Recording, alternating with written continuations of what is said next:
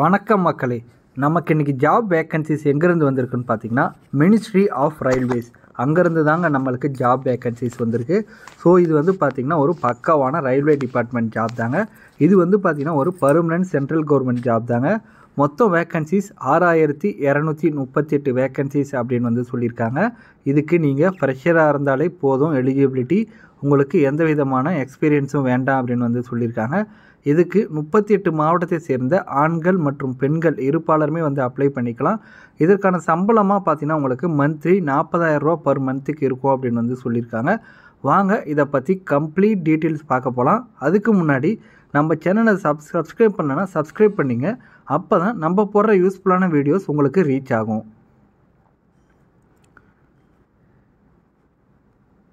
So ஆன்லைனில் apply பண்ணுறதுக்கான starting date பார்த்தீங்கன்னா உங்களுக்கு ஆல்ரெடி ஸ்டார்ட் ஆகிடுச்சு.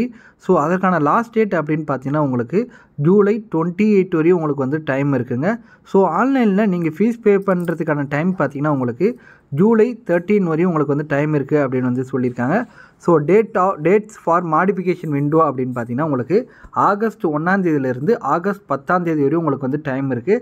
ஸோ டேட் ஆஃப் மாடிஃபிகேஷன் விண்டோஸ்னால் ஒன்றும் இல்லைங்க. ஒன்ஸ் நீங்கள் ஆன்லைனில் அப்ளை பண்ணதுக்கப்புறம் நீங்கள் ஏதாவது தப்பாக அப்ளை பண்ணிட்டீங்க அப்படின்னா அதை சேஞ்ச் பண்ணுறதுக்கான டைம் தான் வந்து அவங்களுக்கு ஆகஸ்ட் 1 ஆகஸ்ட் 10 வரையும் உங்களுக்கு வந்து டைம் கொடுத்துருக்காங்க. ஸோ இவங்க வந்து பார்த்திங்கன்னா டெக்னீஷியன் கிரேட் 1 சிக்னல் இதுக்கு வந்து பார்த்திங்கன்னா ஆரம்பகட்ட சம்பளமாக அதாவது பேசிக் பேவாக 29,200 ரூபா இருக்குது. ஸோ அலவன்சஸ்லாம் சேர்த்தா உங்களுக்கு மந்த்லி 40,000 ரூபா உங்களுக்கு வந்து சேலரி இருக்கும் அப்படின்னு வந்து சொல்லியிருக்காங்க. இதுக்கு பார்த்திங்கன்னா மொத்தம் 183 வேக்கன்சிஸ் அப்படின்னு வந்து சொல்லியிருக்காங்க. அடுத்தது டெக்னீஷியன் கிரேட் 3 இதுக்கு வந்து பார்த்திங்கன்னா பேசிக் பேவாக 19,900 ரூபாயும் அலவன்சஸ்லாம் சேர்த்தா உங்களுக்கு 30,000 ரூபா உங்களுக்கு வந்து சேலரி இருக்கும் அப்படின்னு வந்து சொல்லியிருக்காங்க. இதுக்கு பார்த்திங்கன்னா மொத்தம் 6,055 வேக்கன்சிஸ், டோட்டலாக 6,238 வேக்கன்சிஸ் அப்படின்னு வந்து சொல்லியிருக்காங்க. ஸோ வந்து நீங்கள் சப்போஸ் இன்கேஸ் 2 விதமான போஸ்டிங்க்கு வந்து அப்ளை பண்ண போகிறீங்க அப்படின்னா தனித்தனியாக அப்ளை பண்ணணும் அப்படின்னு சொல்லியிருக்காங்க. உங்களுக்கு எக்ஸாமினேஷனுமே வந்து பார்த்திங்கன்னா தனித்தனியாக தான் நடக்கும் அப்படின்னு வந்து சொல்லியிருக்காங்க.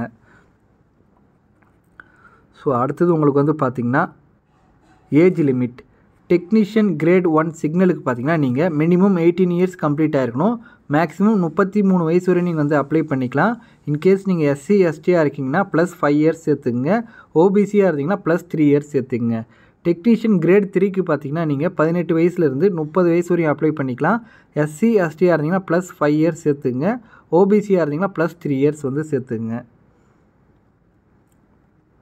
ஸோ டேட் ஆஃப் பர்த் வந்து ஏஜ் குரூப் போட்டு அவங்க ஃபார் எக்ஸாம்பிள் நீங்கள் 18 வயசுலேருந்து 33 வயசுக்கு இதுக்கு நீங்கள் வந்து அப்ளை பண்ண போகிறீங்க அப்படின்னு பார்த்தீங்கன்னா நீங்கள் யூஆர் அண்ட் இடபிள்யூஎஸ்ஸாக இருந்தீங்கன்னா 2/7/1992க்கு அப்புறம் பிறந்திருக்கணும்.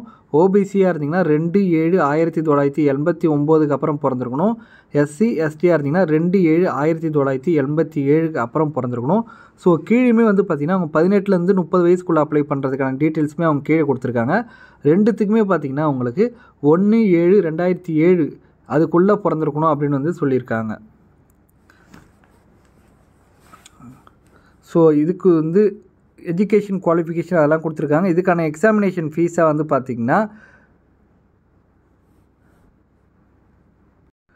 இதற்கான எக்ஸாமினேஷன் ஃபீஸாக பார்த்தீங்கன்னா உங்களுக்கு ஜென்ரல் கேட்டகிரிக்கு 500 ரூபா எக்ஸாமினேஷன் ஃபீஸாக கலெக்ட் பண்ணுறாங்க. ஒன்ஸ் நீங்கள் வந்து ஆன்லைனில் வந்து எக்ஸாம் அட்டன் பண்ணிட்டீங்கனாலே போதும், நீங்கள் பாஸ் பண்ணணும் அவசியம் இல்லை. நீங்கள் எக்ஸாம் அட்டன் பண்ணாலே உங்களுக்கு 400 ரூபா வந்து ஃபீஸ் ரீஃபண்ட் பண்ணிவிடுவோம் அப்படின்னு வந்து சொல்லியிருக்காங்க.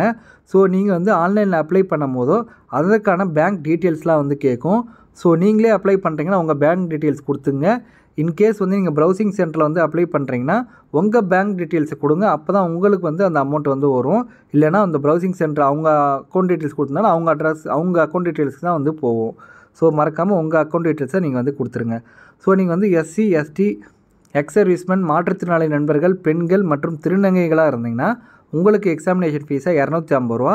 நீங்கள் வந்து ஆன்லைனில் வந்து எக்ஸாம் அட்டன் பண்ணதுக்கப்புறம் வந்து அந்த 250 ரூபாயுமே வந்து உங்களுக்கு ரீஃபண்ட் ஆகிடும் அப்படின்னு வந்து சொல்லியிருக்காங்க.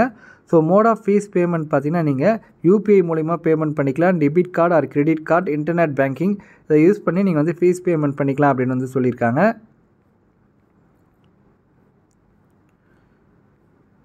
ஸோ இதெல்லாம் வந்து ஜென்ரல் இன்ஸ்ட்ரக்ஷன். அடுத்து ரெக்யர்மெண்ட் ப்ராசஸ். நீங்கள் வந்து அவங்களோட அஃபிஷியல் வெப்சைட் யூஸ் பண்ணி நீங்கள் ஆன்லைனில் அப்ளை பண்ணிக்கலாம் அப்படின்னு வந்து சொல்லியிருக்காங்க. ஸோ ரெக்யர்மெண்ட் ப்ராசஸ் பார்த்தீங்கன்னா கம்ப்யூட்டர் பேஸ்ட் டெஸ்ட் இருக்கும், டாக்குமெண்ட் வெரிஃபிகேஷன், மெடிக்கல் எக்ஸாமினேஷன். இதுதான் வந்து அவங்களோட ரெக்யர்மெண்ட் ப்ராசஸ். கம்ப்யூட்டர் பேஸ்ட் எக்ஸாமினேஷனுக்கு பார்த்தீங்கன்னா டெக்னீஷியன் கிரேட் 1 சிக்னலுக்கு பார்த்தீங்கன்னா உங்களுக்கு மொத்தம் 90 நிமிஷங்க, 100 கொஸ்டின் அப்படின்னு வந்து சொல்லியிருக்காங்க. ஒரு கொஸ்டின் நீங்கள் தப்பாக ஆன்சர் பண்ணிங்கன்னா 0.33 நெகட்டிவ் மார்க் வந்து ஒரு கொஸ்டினுக்கு வந்து நீங்கள் தப்பாக ஆன்சர் பண்ணிங்கன்னா இருக்கும் அப்படின்னு வந்து சொல்லியிருக்காங்க. ஸோ வந்து மல்டிபிள் ஷிஃப்ட்டில் வந்து இந்த எக்ஸாமினேஷன் நடக்கும். பிகாஸ் இந்தியா ஃபுல்லாக அப்ளை பண்ணுறதுனால மல்டிபிள் ஷிஃப்ட்டில் இந்த எக்ஸாமினேஷன் நடக்கும் அப்படின்னு வந்து சொல்லியிருக்காங்க. ஸோ இதற்கான சிலபஸ் வந்து அவங்க தெளிவாக சொல்லிட்டாங்க. ஸோ இதற்கான எக்ஸாம் பார்த்திங்கன்னா அப்ஜெக்டிவ் டைப்ஸில் தான் இருக்கும் அப்படின்னு வந்து சொல்லியிருக்காங்க. சிலபஸ் பார்த்திங்கன்னா general awareness, general intelligence and reasoning, basics of computers and application, mathematics, basic science and engineering. So இதெல்லாம் தான் வந்து அதற்கான சிலபஸ்ஸு. ஸோ இவங்க வந்து பார்த்திங்கன்னா சப்ஜெக்ட் வைஸ் பிரேக்கப் கொடுத்துருக்காங்க. ஜென்ரல் அவேர்னஸ்க்கு பார்த்திங்கன்னா மொத்தம் 10 கொஸ்டின், ஜென்ரல் இன்டெலிஜென்ஸ் அண்ட் ரீசனிங்கில் மொத்தம் 15 கொஸ்டின் கேட்குறாங்க.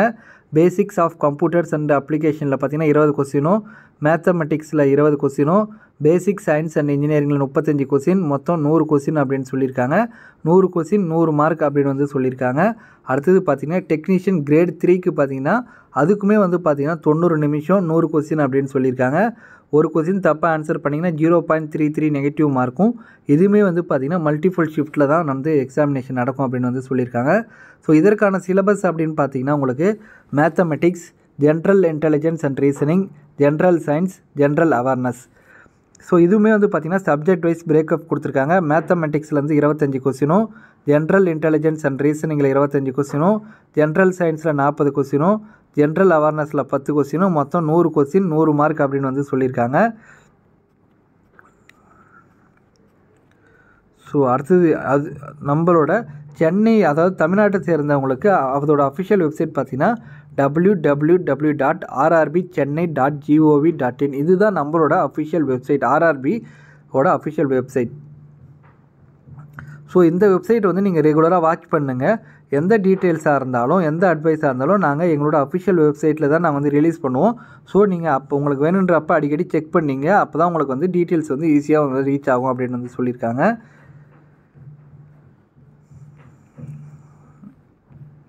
ஸோ என்ன விதமான போஸ்டிங், டெக்னீஷியன் கிரேட் 1 சிக்னலுக்கு பார்த்திங்கன்னா இது வந்து சப் டிபார்ட்மெண்ட் வந்து பார்த்திங்கன்னா சிக்னல் அப்படின்னு வந்து சொல்லியிருக்காங்க. இதுக்கு வந்து பார்த்திங்கன்னா bachelor of science in physics இது வந்து முடிச்சிருக்கணும் அப்படின்னு வந்து சொல்லியிருக்காங்க. ஃபிசிக்ஸ் அப்படி இல்லைனா electronics, computer science, information technology or instrumentation இது ஏதாவது ஒன்று முடிச்சிருக்கணும் அப்படின்னு வந்து சொல்லியிருக்காங்க. அப்படி இல்லைனா வந்து 3 years டிப்ளமோ இன் இன்ஜினியரிங் இந்த அபோவ் பேசிக் ஸ்ட்ரீம் ஆர் இன் காம்பினேஷன் அப்படின்னு வந்து சொல்லியிருக்காங்க. டிப்ளமோ வந்து for example electronics and electrical and electronics, computer science, technology and instrumentation அந்த காம்பினேஷனில் கூட நீங்கள் முடிச்சிருக்கலாம் அப்படின்னு வந்து சொல்லியிருக்காங்க.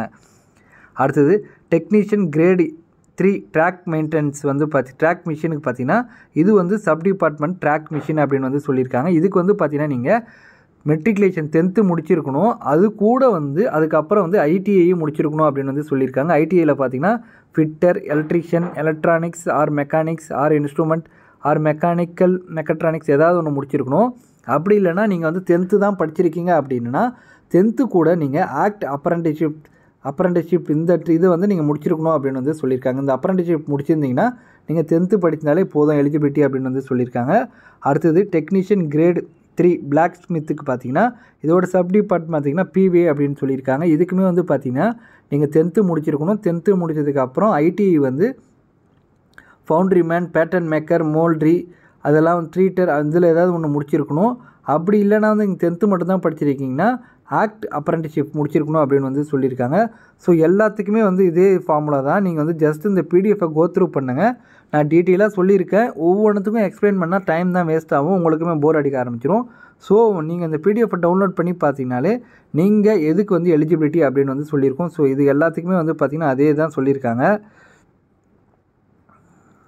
ஸோ ஜஸ்ட் நீங்கள் வந்து கோத்ரூ பண்ணிங்களா உங்களுக்கு ஐடியா கிடைக்கும். ஸோ இதற்கான வேக்கன்சிஸ் சென்னை ரீஜியன், அதாவது நம்ம தமிழ்நாட்டுக்கு பார்த்திங்கன்னா டெக்னீஷியன் கிரேட் 1 சிக்னலுக்கு பார்த்திங்கன்னா மொத்தம் 9 வேக்கன்சிஸ். இந்த 9 வேக்கன்சிஸ் மட்டும் பார்த்திங்கன்னா அவங்க வந்து ஸ்ப்ளிட் பண்ணி கொடுத்துருக்காங்க. யூஆருக்கு ஒரு வேக்கன்சிஸ், எஸ்சிக்கு ஒரு வேக்கன்சிஸ், எஸ்டிக்கு ஒரு வேக்கன்சிஸ், ஓபிசிக்கு ஒரு வேக்கன்சிஸ் அப்படின்னு சொல்லிட்டு மொத்தம் 9 வேக்கன்சிஸ் ஸ்ப்ளிட் பண்ணி கொடுத்துருக்காங்க. ஸோ ஒவ்வொரு போஸ்டிங்க்குமே ஒவ்வொரு வேக்கன்சிஸ் இருக்குது. எவ்வளோ வேக்கன்சிஸ், எந்த கேஸ்ட்டுக்கு எவ்வளோ வேக்கன்சிஸ் அப்படின்னு டீட்டெயிலாக கொடுத்துருக்காங்க. மொத்தம் நம்ம தமிழ்நாட்டுக்கு பார்த்திங்கன்னா 1347 வேக்கன்சிஸ்ங்க. இது வந்து ஒரு ஹியூஜ் வேக்கன்சிஸ். எல்லாமே இதுக்கு வந்து நீங்கள் வந்து அப்ளை பண்ணலாம் தாராளமாக. ஸோ அடுத்தது என்ன அப்படின்னு சொல்லி பார்க்கலாம். ஸோ எல்லாருமே இந்த வேலைக்கு வந்து தாராளமாக அப்ளை பண்ணலாம்.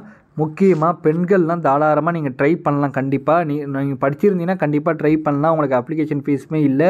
இன்கேஸ் நீங்கள் வந்து சரியாக ப்ரிப்பேர் பண்ணலனா கூட பரவாயில்ல, அட்டன் பண்ணுங்கள். அட்டன் பண்ணால் நெக்ஸ்ட் எக்ஸாமுக்கு இது வந்து யூஸ்ஃபுல்லாக இருக்கும். உங்களுக்கு டைம் மேனேஜ்மெண்ட்டுக்கு உங்களுக்கு வந்து ஒரு எக்ஸ்பீரியன்ஸாவது கண்டிப்பாக கிடைக்கும். ஸோ இது தாராளமாக நீங்கள் வந்து அப்ளை பண்ணுங்கள். உங்கள் ஃப்ரெண்ட்ஸுக்கு ஷேர் பண்ணுங்கள், உங்கள் நண்பர்களுக்கு ஷேர் பண்ணுங்கள். அவ்வளோதான் ஃப்ரெண்ட்ஸ், இதோட இந்த வீடியோ முடியுது. இந்த வீடியோ பிடிச்சிருந்துச்சுன்னா லைக் பண்ணுங்கள், ஷேர் பண்ணுங்கள் மற்றும் உங்கள் நண்பர்களுக்குமே வந்து தெரிவிங்க. உங்களுக்கு எதாவது கருத்து தெரிவிக்கணும்னு பார்த்தீங்கன்னா கமெண்ட் பண்ணுங்கள். So thank you so much for your support friends.